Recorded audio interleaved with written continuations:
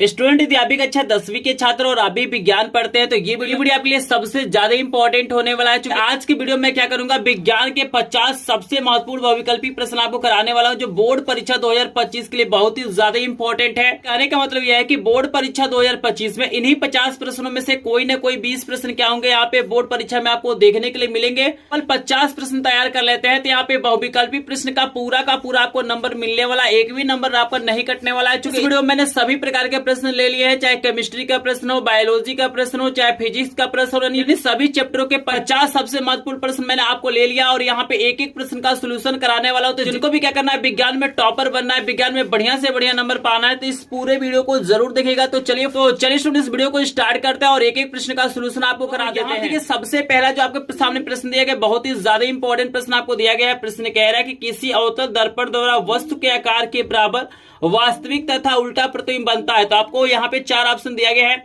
Focus पर दिया गया है, फोकस तथा वक्रता केंद्र के बीच दिया गया है, वक्रता केंद्र पर दिया गया है, वक्रता केंद्र के आगे दिया गया है। यहाँ पे आप देख सकते हैं 4 ऑप्शन आपको दिया गया है। ये प्रश्न बहुत ही ज्यादा इंपॉर्टेंट है, लेकिन आपको बता दूं कि वस्तु के आकार के बराबर वास्तविक और उल्टे प्रतिबिंब की बात करें तो जब हम वस्तु को क्या करते हैं, वक्रता केंद्र पे रखते हैं तो हमारा क्या होता है, ऐसा प्रतिबिंब प्राप्त होता है। तो यहाँ पे गो वाला ऑप्शन बिल्कुल करेक्ट हो जाएगा। आई होप आपको समझ में आ रहा होगा। आपके सामने देख सकते हैं 2 नंबर का बहुत ही ज्यादा इंपॉर्टेंट प्रश्न आपके सामने आ गया है। देख सकते हैं फिजिक्स का प्रश्न आपको दिया गया है। यहाँ पे प्रश्न कह रहा है भैया एक अवतल लेंस की फोकस दूरी 5 मीटर है, तो इसकी क्षमता आपको बताना है। तो यहाँ पे सिंपल एक फार्मूला आपको याद रखना चाहिए कि P बराबर जो फार्मूला होता है 1/f होता है। अगर फोकस दूरी मीटर में तो 1/f होगा, अगर फोकस दूरी सेंटीमीटर में है तो यहाँ पे 100/f होगा। यहाँ पे सिंपली आप भरेंगे 1/f की वैल्यू आपको दिया गया है 5 मीटर। लेकिन यहाँ पे आपको याद रखना है जो लेंस आपका है ना वो अवतल है, और अवतल लेंस की जो फोकस दूरी होती है वो ऋणात्मक होती है। तो यहाँ पे हम क्या करेंगे, माइनस लगा देंगे और इसको डिवाइड करेंगे तो सिंपली आपको -0.2 यहाँ पे हो जाएगा। और लेंस की क्षमता का जो मात्रक होता है डायोप्टर होता है, ये आपको याद रखना है। और यहाँ पे करेक्ट आंसर यहाँ पे ख वाला हो जाएगा। आई होप आपको दूसरा प्रश्न भी समझ में आ रहा होगा। तीसरा प्रश्न देखिए बहुत ही शानदार, बहुत ही लाजवाब आपके सामने दिया गया है। प्रश्न दिया गया है कि भैया स्वस्थ नेत्र का निकट बिंदु कितना होता है। 4 ऑप्शन आपको दिया गया है। 25 सेंटीमीटर दिया गया है, 50 सेंटीमीटर दिया गया, अनंत दिया गया और 100 सेंटीमीटर दिया गया है। तो आप सभी को याद रखना है कि स्वस्थ नेत्र का जो निकट बिंदु होता है वो 25 सेंटीमीटर होता है। तो कवल ऑप्शन बिल्कुल आपका करेक्ट हो जाएगा। आपके सामने नेक्स्ट प्रश्न बहुत ज्यादा इंपॉर्टेंट दिया गया है। ये प्रश्न आपको दिया गया है कि भारत में प्रत्यावर्ती धारा करंट होता है, आपूर्ति की जो आवृत्ति होती है वो कितना होती है, फ्रीक्वेंसी कितना होती है। यहाँ पे 4 ऑप्शन आपको दिया गया, लेकिन याद रखना है कि भारत में जो प्रत्यावर्ती धारा होता है उसकी जो आवृत्ति होती है 50 हर्ट्ज होती है। यहाँ पे खबर ऑप्शन बिल्कुल करेक्ट हो जाएगा। आप सारे विद्युत उपकरणों पे देखे होंगे वहां पे 50 हर्ट्ज लिखा रहता है, आप लोग देख सकते हैं। और यहाँ पे 5 नंबर का प्रश्न भाई बहुत ही ज्यादा इंपॉर्टेंट है। बोर्ड परीक्षा 2025 के लिए प्रश्न आपसे पूछा गया है कि विद्युत शक्ति की इकाई है, यानी विद्युत शक्ति का इकाई क्या होता है। तो चलिए पेपर के पेज को हम लोग पलटते हैं और चलते हैं ऑप्शन पे। हम देखिए आपको 4 ऑप्शन दिया गया है। पहला ओम है, दूसरा आपको वोल्ट दिया गया है, तीसरा वाट है और चौथा एम्पियर है। आपसे पूछा गया कि विद्युत शक्ति का मात्रक क्या होता है। आपको बता दूं कि विद्युत शक्ति का मात्रक वाट होता है। तो गूगल ऑप्शन बिल्कुल करेक्ट हो जाएगा। नेक्स्ट प्रश्न आपको दिया गया है, देख सकते हैं 6 नंबर का बहुत ही ज्यादा इंपॉर्टेंट प्रश्न आपको दे दिया गया है। प्रश्न कह रहा है कि एक 5 ओम के प्रतिरोध को 5 बराबर भागों में काटा जाता है, तो प्रत्येक भाग का प्रतिरोध कितना होगा। 4 ऑप्शन आपको दिया गया है। तो आपको बता दूं ये जो प्रश्न है बहुत ही ज्यादा इंपॉर्टेंट है। और यहाँ पे अगर हम 5 ओम के प्रतिरोध को 5 बराबर भागों में काटेंगे, सिंपल पता होना चाहिए भाई 5 ओम का है और 5 बराबर भागों में बांटना है, यानी 5 भागों में बांटना है, यानी 5 रुपया है और 5 लोगों को देना है। तो भाई 1-1 रुपया दिया जाएगा। तो यहाँ पे करेक्ट आंसर क्या हो जाएगा, घ हो जाएगा। 1-1 ओम का प्रतिरोध होगा। आई होप सिंपल तरीके से प्रश्न समझ में आ रहा होगा। नेक्स्ट प्रश्न आपके सामने लेके आ सकते। नेक्स्ट प्रश्न आपके सामने 7 नंबर का ये प्रश्न बहुत ही ज्यादा इंपॉर्टेंट है, वेरी वेरी इंपॉर्टेंट प्रश्न है। बोर्ड परीक्षा 2025 के लिए प्रश्न आपको दिया गया है कि भैया चुंबकीय बल रेखाओं का क्या गुण होता है, यानी जो चुंबकीय बल रेखाएं होती है वो कैसी होती है। सदैव समांतर होती हैं, एक बिंदु पर मिलती है, एक दूसरे को कभी नहीं काटती हैं, एक दूसरे को काटती हैं। तो आपको याद रखना है कि जो चुंबकीय बल रेखाएं होती हैं एक दूसरे को कभी नहीं काटती हैं। तो करेक्ट आंसर यहाँ पे आंसर ग हो जाएगा। सामने 8 नंबर का मोस्ट इंपोर्टेंट प्रश्न आ गया है। प्रश्न आपको दिया गया है कि भैया यहाँ पे हम क्या कर रहे हैं, जिंक की क्रिया H2SO4 से करा रहे हैं। तो यहाँ पे आपको जिंक सल्फेट और हाइड्रोजन गैस बाहर निकल रहा है, ये किस प्रकार की अभिक्रिया है। यहाँ पे संयोजन है, विस्थापन है, वियोजन है, द्विविस्थापन है। तो यहाँ पे आप लोग देख सकते हैं कि H2SO4 में से यहाँ पे SO4 बाहर निकल के Z के साथ ज्वाइन हो जा रहा है, तो यहाँ पे क्या है विस्थापन अभिक्रिया है, तो यहाँ पे खवल ऑप्शन बिल्कुल आपका करेक्ट हो जाएगा। 9 नंबर का प्रश्न आपको दिया गया है कि इस विलयन का पीएच मान 7 है, तो विलयन कैसा हो सकता है? अम्लीय हो सकता है, क्षारीय हो सकता है, उदासीन हो सकता है, इनमें से कोई नहीं हो सकता है। तो आपको याद रखना है कि जिस विलयन का पीएच मान 7 होता है वो विलयन उदासीन होता है, 7 से नीचे आपका अम्लीय होता है और 7 से ऊपर क्या होता है? क्षारीय होता है। आई होप आपको 9 नंबर का प्रश्न समझ में आ रहा होगा। 10 नंबर का प्रश्न आपको दिया गया कि भैया प्लास्टर ऑफ पेरिस का सूत्र, ये भी प्रश्न बहुत ही ज्यादा इंपॉर्टेंट है, बिल्कुल ध्यान से इस प्रश्न को देखिएगा। आपको यहाँ पे मैं लिख देता हूं, वेरी वेरी इंपॉर्टेंट प्रश्न है, बोर्ड परीक्षा 2025 के लिए इसको जरूर तैयार करिएगा। यहाँ पे प्लास्टर ऑफ पेरिस यानी पीओपी का सूत्र आपको बताना है, तो 2 सूत्र यहाँ पे दिया गया है। अगर हम पेपर के पेज को पलटेंगे तो यहाँ पे 2 और आपको सूत्र दिया गया है जिसे आप लोग देख सकते हैं। लेकिन आपको मैं बता दूं यहाँ पे जो करेक्ट आंसर हो जाएगा, पीओपी का जो सूत्र होता है आपका ये ख वाला होता है, CaSO4 × ½ H2O होता है। आपको याद रखना है, कहीं भी डाउट होगा तो कमेंट सेक्शन में जरूर पूछेगा। हम चलते हैं नेक्स्ट प्रश्न पे और यहाँ पे पेपर के पेज को पलट लेते हैं और आपके सामने लेके आते हैं 11 नंबर का प्रश्न। देखिएगा 11 नंबर का प्रश्न है, बोल रहा है भैया एंटीमनी क्या होता है? धातु होता है, अधातु होता है, उपधातु होता है या मिश्र धातु होता है? आपको बता दूं जो एंटीमनी है वो उपधातु है, तो गॉगल ऑप्शन बिल्कुल करेक्ट हो जाएगा। आपके सामने 12 नंबर का प्रश्न आ गया है, भैया निम्न में से असंतृप्त हाइड्रोकार्बन है, तो आप सभी को बता दूं कि जिसमें क्या होता है डबल बॉन्ड या ट्रिपल बॉन्ड पाया जाता है उसे हम लोग असंतृप्त हाइड्रोकार्बन कहते हैं, और जिसमें सिंगल बॉन्ड होता है उसे हम लोग संतृप्त हाइड्रोकार्बन कहते हैं। तो यहाँ पे आपको याद रखना है कि C2H4 में क्या होगा? डबल बॉन्ड होगा, तो ख वाला ऑप्शन बिल्कुल करेक्ट हो जाएगा। बाकी जो 3 आप देख रहे हैं इसमें सिंगल बॉन्ड होगा। आई होप आपको समझ में आ रहा होगा। और यहाँ पे 13 नंबर का प्रश्न है कि एथिल एल्कोहल का IUPAC नाम है, तो एथिल एल्कोहल का जो IPSC नाम होता है वो एथेनॉल होता है, तो ख वाला ऑप्शन बिल्कुल करेक्ट है। आपके सामने 14 नंबर का प्रश्न है कि प्रकाश संश्लेषण में किसका संश्लेषण नहीं होता है? यहाँ पे 4 ऑप्शन आपको दिया गया है, ऑक्सीजन है, कार्बन डाइऑक्साइड है, जल है, ग्लूकोज है। आप सभी को बता दो कि कार्बन डाइऑक्साइड का संश्लेषण नहीं होता है, तो ख वाला ऑप्शन बिल्कुल करेक्ट हो जाएगा। और 15 नंबर का प्रश्न है कि पादपों में भोजन का वहन होता है फ्लोएम के द्वारा, जाइलम के द्वारा, पित्त के द्वारा, स्टोमेटा के द्वारा। तो आप सभी को याद रखना है कि जो पौधों में भोजन का वहन होता है वो फ्लोएम के द्वारा होता है, तो क वाला ऑप्शन बिल्कुल करेक्ट है। ये भी प्रश्न बहुत ही ज्यादा इंपॉर्टेंट है, बोर्ड परीक्षा 2025 के लिए हर साल ये प्रश्न पूछा जाता है, तो इसको जरूर तैयार करेगा। नेक्स्ट प्रश्न आपको दिया गया है 16 नंबर का कि मुकुलन द्वारा अलैंगिक जनन होता है अमीबा में, ईस्ट में, प्लाज्मोडियम में, लिस्मानिया में। तो आपको बता दूं कि मुकुलन द्वारा जो अलैंगिक जनन होता है वो ईस्ट में होता है, तो ख वाला ऑप्शन बिल्कुल करेक्ट हो जाएगा।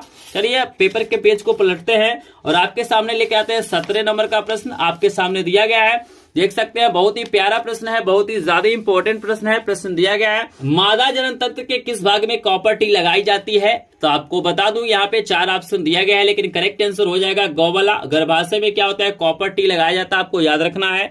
और ये प्रश्न देखिए बहुत ही बारी प्रश्न पूछा गया है और बोर्ड परीक्षा 2025 में भी ये प्रश्न आपको देखने के लिए मिल जाएगा। प्रश्न पूछा गया है कि मेंडल का प्रायोगिक पौधा था, यानी मेंडल ने जो प्रयोग किया था किस पौधे पर किया था? 4 ऑप्शन आपको दिया गया है, मीठी मटर है, उधार मटर है, सरसों है, गुड़हल है। आप लोग को अगर आंसर पता होगा तो कमेंट सेक्शन में बताइएगा। मैं बता दूं कि मेंडल ने जो प्रयोग किया था उधार मटर पे किया था, तो ख वाला ऑप्शन बिल्कुल करेक्ट हो जाएगा। और 19 नंबर का प्रश्न बहुत लोग कंफ्यूज हो जाते हैं क्योंकि ये बहुत ही ज्यादा इंपॉर्टेंट प्रश्न है। यहाँ पे पूछा गया है कि मनुष्य में कितने जोड़ी गुणसूत्र पाए जाते हैं? 45, 20, 46, 23। तो आपको बता दूं कि अगर जोड़े की बात करेगा तो आप लोग 23 लगाना है। अगर पूछेगा कि मनुष्य में कितना गुणसूत्र पाया जाता है तो 46 लगाना है। इसको याद रखिए, इसमें काफी लोग कंफ्यूज हो जाते हैं। और 20 नंबर का प्रश्न है कि एक आहार श्रृंखला में तीसरे पोषी स्तर पर हमेशा कौन होता है? मांसाहारी प्राणी होता है, शाकाहारी प्राणी होता है, अपघटक होता है या उत्पादक होता है? तो यहाँ पे 4 ऑप्शन आपको दिया गया है, लेकिन बता दूं कि करेक्ट आंसर जहां तक हमको लग रहा है क वाला हो जाएगा। अगर इस प्रश्न में कोई भी डाउट होगा तो आप लोग कमेंट सेक्शन में जरूर पूछेगा। अगला प्रश्न 21 नंबर का देखिएगा, ये भी बहुत शानदार प्रश्न है। प्रश्न कह रहा है कि लेंस की क्षमता का मात्रक क्या होता है? मीटर होता है, प्रति मीटर होता है, मीटर प्रति सेकंड होता है या इनमें से कोई नहीं? तो आप सभी को पता है कि P बराबर फार्मूला होता है 1/F होता है और यहाँ पे 1/F का मात्रक मीटर होता है। तो 1/, मीटर का मतलब हो जाएगा प्रति मीटर हो जाएगा, इसी को हम लोग डायप्टर कहते हैं, यानी प्रति मीटर का ही नाम क्या है, डायप्टर है। तो यहाँ पे करेक्ट आंसर जो हो जाएगा लेंस की क्षमता का प्रति मीटर हो जाएगा, तो ख वाला ऑप्शन बिल्कुल करेक्ट हो जाएगा। आपके सामने 22 नंबर का प्रश्न आ गया है कि भाई अवतल लेंस किसी वस्तु का प्रतिबिंब बनाता है, कैसा बनाता है। यहाँ पे 3 ऑप्शन दिया गया है। अगर हम पेपर के पेज को पलटेंगे तो यहाँ पे आपको एक और ऑप्शन नजर आ रहा होगा। तो आपको बता दूं कि जो 22 नंबर का प्रश्न है बहुत ही ज्यादा इंपॉर्टेंट है। अगर हम इसके आंसर की बात करूं तो इसका जो करेक्ट आंसर हो जाएगा ख वाला हो जाएगा। अवतल लेंस के जो प्रतिबिंब बनाता है वो सीधा, आभासी, छोटा बनाता है, आपको याद रखना है। कहीं डाउट होगा तो कमेंट सेक्शन में जरूर पूछेगा। हम आपको लेकर चलते हैं 23 नंबर प्रश्न पे, क्योंकि 23 नंबर प्रश्न भी काफी इंपॉर्टेंट है। और यहाँ पे आपको लेंस की फोकस दूरी दिया गया है, लेंस की क्षमता पूछ रहा है। पे देखिएगा आपको फोकस दूरी प्लस में दिया गया है, तो यहाँ पे जो क्षमता होगा वो भी प्लस में होगा और ये सेंटीमीटर में है। तो P बराबर फार्मूला हो जाएगा 100 बटा यहाँ पे हो जाएगा आपका F, और F की वैल्यू आपको दिया गया 20 से 100 में भाग करेंगे, 20 25 100 होता है, प्लस में यहाँ पे हो जाएगा, तो कॉल ऑप्शन बिल्कुल करेक्ट हो जाएगा। फिर हम चलते हैं 24 नंबर प्रश्न पे, और यहाँ पे बोल रहा है कि भाई मानव नेत्र में जिस भाग पर वस्तु का प्रतिबिंब बनता है वो क्या कहलाता है, कॉर्निया कहलाता है, परितारिका कहलाता है, पुतली कहलाता है, दृष्टि पटल कहलाता है। तो आपको बता दूं कि जिस भाग पे मतलब प्रतिबिंब बनता है उसे हम लोग दृष्टि पटल यानी रेटिना कहते हैं, तो घ वाला ऑप्शन बिल्कुल करेक्ट हो जाएगा। और 25 नंबर का प्रश्न है भैया प्रतिरोध का मात्रक बताना है। यहाँ पे 4 ऑप्शन आपको दिया गया है। आपको बता दूं कि फार्मूला होता है, यहाँ पे मैं थोड़ा सा कलम का यूज कर लेता हूं क्योंकि ये जो स्केच मेरा है वो थोड़ा सा मोटा चल रहा है। यहाँ पे आपको बता दूं कि R बराबर फार्मूला होता है V बटा आपका होता है I। आप सभी जानते हैं कि R बराबर क्या होता है, V बटा I ओम के नियम से। तो यहाँ पे अगर V की बात करें तो V का मात्रक जो हमारा होता है वोल्ट होता है, और I का मात्रक हमारा क्या होता है, यहाँ पे एम्पियर होता है। तो आपको बता दूं कि वोल्ट प्रति एम्पियर का ही नाम हमारा ओम होता है, आपको याद रखना है। प्रतिरोध का मात्रक क्या होता है, ओम होता है ना। तो ओम किससे बना है, वोल्ट प्रति एम्पियर को ही हम लोग क्या बोलते हैं, ओम बोलते हैं। तो यहाँ पे देखिए ओम आपको नहीं दिया गया है, तो वोल्ट प्रति एम्पियर यानी क वाला ऑप्शन आपका करेक्ट हो जाएगा। कहीं भी कंफ्यूजन होगा तो कमेंट सेक्शन में पूछेगा। फिर से 26 नंबर का प्रश्न है कि चुंबकीय बल रेखाएं क्या होती हैं, तो चुंबकीय बल रेखाएं एक दूसरे को कभी नहीं काटती हैं, तो ग वाला ऑप्शन बिल्कुल करेक्ट हो जाएगा। और यहाँ पे देखिए 27 नंबर का प्रश्न बहुत ही ज्यादा इंपॉर्टेंट है। कह रहा है कि 3 ओम के 3 प्रतिरोधों को समांतर क्रम में जोड़ा गया है, तो इनका तुल्य प्रतिरोध कितना होगा। तो यहाँ पे ध्यान से देखिएगा, आपके सामने जो फार्मूला होता है 1 बटा R बराबर फार्मूला होता है 1 बटा R1 प्लस 1 बटा R2 प्लस 1 बटा क्या होता है R3 होता है। तो हमारे पास जो प्रतिरोध है ना वो 3 ओम का है, 3 बार ही जोड़ा गया है। तो यहाँ पे हम लिख लेते हैं 1 बटा 3, और सिंपली इसको सॉल्व करेंगे तो ऊपर वाला जुड़ जाएगा 3 बटा 3 हो जाएगा, और एक कट के 1 हो जाएगा, यानी R की जो वैल्यू यहाँ पे है 1 ओम हो जाएगा। इसका जो आंसर हो जाएगा ना वो 1 ओम हो जाएगा। आई होप आपको समझ में आ रहा होगा। तो 3 ओम है, 9 ओम है, और पेपर को पेज को हम पलटेंगे तो यहाँ पे 1 ओम और 5 ओम है। लेकिन आपको बता दूं कि करेक्ट आंसर हमारा हो जाएगा 1 ओम, ग वाला ऑप्शन बिल्कुल करेक्ट हो जाएगा। नंबर का प्रश्न देखिए, ये भी बहुत ही शानदार प्रश्न है। यहाँ पे एक इक्वेशन दिया गया है, इस इक्वेशन के आधार पे बताना है कि कैसा समीकरण है, विस्थापन हो, कैसा अभिक्रिया इसमें होगा, वियोजन होगा, संयोजन होगा, द्वितीय विस्थापन, विस्थापन होगा। तो यहाँ पे भी क्या है, विस्थापन अभिक्रिया है, तो घ वाला ऑप्शन बिल्कुल करेक्ट हो जाएगा। और 29 नंबर का प्रश्न भाई, इसको कोई भी बोर्ड परीक्षा में आने से नहीं रोक सकता है, क्योंकि 100% बोर्ड परीक्षा में पूछा जाता है प्रश्न कि शुद्ध जल का पीएच मान कितना होता है। तो आपको बता दो कि शुद्ध जल जो होता है उदासीन होता है, और उदासीन विलयन का पीएच मान 7 होता है, तो करेक्ट आंसर ख हो जाएगा। और यहाँ पे 30 नंबर का प्रश्न है कि एनटीपी पर अधातु जो द्रव अवस्था में पाई जाती है, तो आपको बता दूं कि वो क्या है, ब्रोमीन है। ब्रोमीन एक प्रकार का अधातु है और ये हमेशा द्रव अवस्था में पाया जाता है। उसी प्रकार जो पारा होता है वो धातु होता है जो द्रव अवस्था में पाया जाता है। मतलब यहाँ पे हमसे अधातु पूछा है तो ब्रोमीन पे टिक करेंगे, और धातु पूछेगा तो पारा पे लगाएंगे, मरकरी जिसको कहते हैं। और यहाँ पे देखिए 31 नंबर का प्रश्न है कि एल्काइन है, आपको बताना है इसमें एल्काइन का सूत्र कौन सा होगा। तो ये प्रश्न भी बहुत ही ज्यादा इंपॉर्टेंट है। आंसर आपका ख वाला हो जाएगा C3H6 हो जाएगा आपका करेक्ट आंसर। आई होप आपको समझ में आ रहा होगा। अगर कहीं डाउट होगा तो कमेंट सेक्शन में जरूर पूछेगा। आपके सामने 32 नंबर का प्रश्न है कि एल्केन का समान सूत्र है। ये भी प्रश्न लगातार बोर्ड परीक्षाओं में पूछा जाता है। तो आपको बता दूं कि एल्केन का जो समान सूत्र होता है S2n+2 होता है तो ख वाला ऑप्शन बिल्कुल करेक्ट हो जाएगा। आप 33 नंबर का प्रश्न है कि निम्नलिखित में से कौन परपोषी नहीं है, तो आपको बता दूं कि यहाँ पे जो मनी प्लांट है वो परपोषी नहीं है, तो 33 नंबर का जो करेक्ट आंसर हो जाएगा घ वाला हो जाएगा। पेपर के पेज को पलटते हैं और चलते हैं 34 नंबर प्रश्न पे। और यहाँ पे बता दो कि ये 50 प्रश्न बहुत ही ज्यादा इंपॉर्टेंट, इनको तैयार करके ही बोर्ड परीक्षा में आप लोग जाइए। आप देखिए आपके सामने 34 नंबर का प्रश्न आ गया है। 34 नंबर का प्रश्न है कि पादपों में जल का परिवहन के लिए होता है, मतलब पादपों में जल का परिवहन किसके द्वारा होता है। 4 ऑप्शन आपको दिया गया। आपको बता दूं कि जल का जो परिवहन होता है जाइलम के द्वारा होता है, तो ख वाला ऑप्शन बिल्कुल करेक्ट हो जाएगा। 35 नंबर का प्रश्न है कि दो तंत्रिका कोशिका के मध्य खाली स्थान को क्या कहते हैं, तो आपको बता दूं कुछ सिनेप्स कहते हैं, तो करेक्ट आंसर यहाँ पे ख वाला हो जाएगा। और 36 नंबर का प्रश्न आपके सामने दिया गया है कि निम्न में से कौन सा मादा जनन तंत्र का भाग नहीं है। 4 ऑप्शन आपको दिया गया है।